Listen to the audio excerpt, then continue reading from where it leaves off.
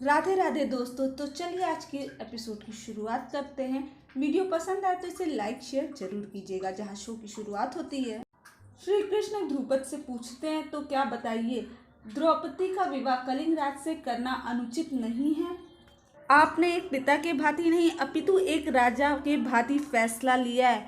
आपने एक बार भी द्रौपदी की इच्छा को जानने की कोशिश नहीं की। जिस पुत्री का भरण पोषण आपने एक पुत्र के भांति किया, उसे हर एक तरह की शिक्षा दी, चाहे वो राजपाट की हो या फिर शास्त्रों की हो।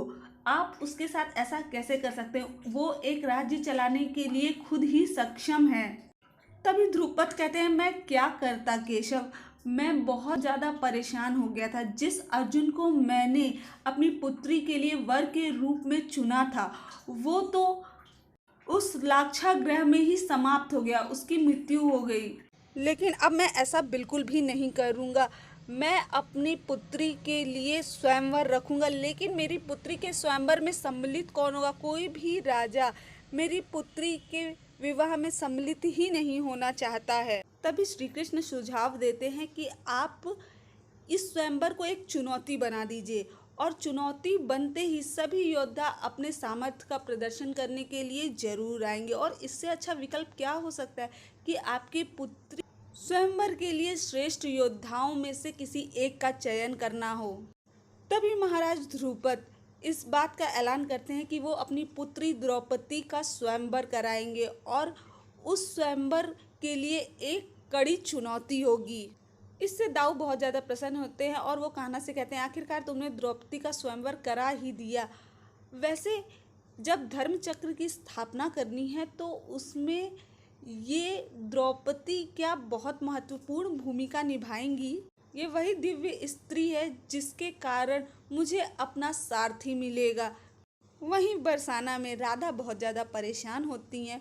उसे और परेशान करने के लिए कुटिला और अयन आ जाते हैं, और कुटिला कहती है कि अब तो अयन मुखिया बन गया है, लेकिन अगर तुम चाहती हो कि सब कुछ ठीक हो जाए तो तुम्हें ये पूरी सभा में कहना होगा, तुम्हारा और कृष्ण का प्रेम झूठ है। एक झूठ से अगर सब कुछ ठीक हो जाता है तो उसे बोलने में हर्ज ही क्या है। राधा बहुत ज़्यादा दुखी होती हैं। वो सोचती हैं, मैं ऐसा बिल्कुल भी नहीं करने वाली हूँ। वो दुखी होकर अपने कार्य को कर ही रही होती हैं, तभी कृष्ण की बांसुरी सुनाई देती है, और वो तुरंत ही उस बांसुरी के ओर जाती हैं जहाँ पर उन्हें कृष्ण मिलते हैं। कृष्ण को देखकर राधा बहुत ज़्यादा प्रसन्न हो जाती हैं। वो कृष्ण से पूछती हैं कि मुझे तो लगा था तुम नहीं आओगे, तुम्हारी नई यात्रा का आरंभ हो गया है। इस पर राधा से कृष्ण कहते हैं कि जब जब तुम्हें मेरी आवश्यकता होगी तो मैं ज़रूर आऊँगा। और वैसे भी ये समय मेरी यात्रा के बारे में पूछने का नहीं है, अपनी यात्रा के बारे में बताने का है। तो बताओ क्या परेशानी है, तुम बहुत ज़्यादा परेशान लग रही हो। तभी राधा बताती हैं कि यहाँ बहुत समस्या हो गई है।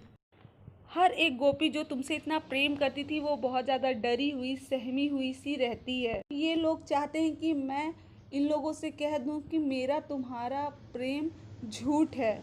बताओ कृष्ण, ये कैसे हो सकता है? मैं अपने प्रेम के विषय में झूठ क्यों कहूँ? ये कोई भी अनुचित बात तो है नहीं। तभी श्री कृष्ण कहते हैं कि राधा, तुम इस बात को स्वीकार लेना, क्योंकि अभी समय की यही मांग है। धीरे धीरे सब कुछ ठीक हो जाएगा। बाकी जो तुम्हें उचित लगे वो तुम निर्णय ले सकती हो। वहीं राधा से श्री कृष्ण विदा लेते हैं कि मुझे अभी कहीं और जाना है। तभी श्री कृष्ण के पास द्रौपदी भी पहुंचती हैं और उनसे कहती हैं, मैं बहुत ज़्यादा प्रसन्न हूँ। मैं आपका धन्यवाद के साथ साथ अपनी घोषणा को भी पूरा करने आई हूँ। आज से आप मेरे प्रिय सखा होंगे। मैं सदैव आपकी बात मानूंगी, आपका परामर्श सुनूंगी। तभी श्री कृष्ण कहते हैं, लेकिन आप मेरी सखा होंगी ये मैं कैसे कह सकता हूँ? आपने तो मेरे लिए कुछ किया नहीं है। द्रौपदी पूछती है, मैं आपके लिए क्या कर सकती हूँ? तभी श्री कृष्ण कहते हैं कि समय आने पर ये मैं आपको ज़रूर बताऊंगा।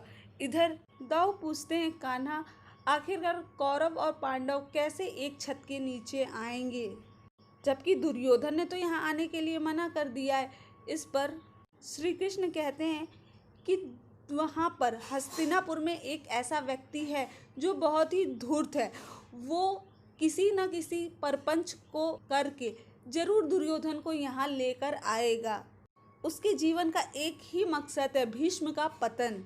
वो अपनी बहन गांधारी के साथ हुए अन्याय का बदला लेना चाहता है। आज का एपिसोड तो यहीं ख़त्म हो जाता है। आने वाले एपिसोड में आपको देखने को मिलेगा जहाँ पर दुर्योधन और पांडव दोनों ही पांचाल पहुँच जाते हैं। अब ये देखना काफ़ी इंटरेस्टिंग रहने वाला है।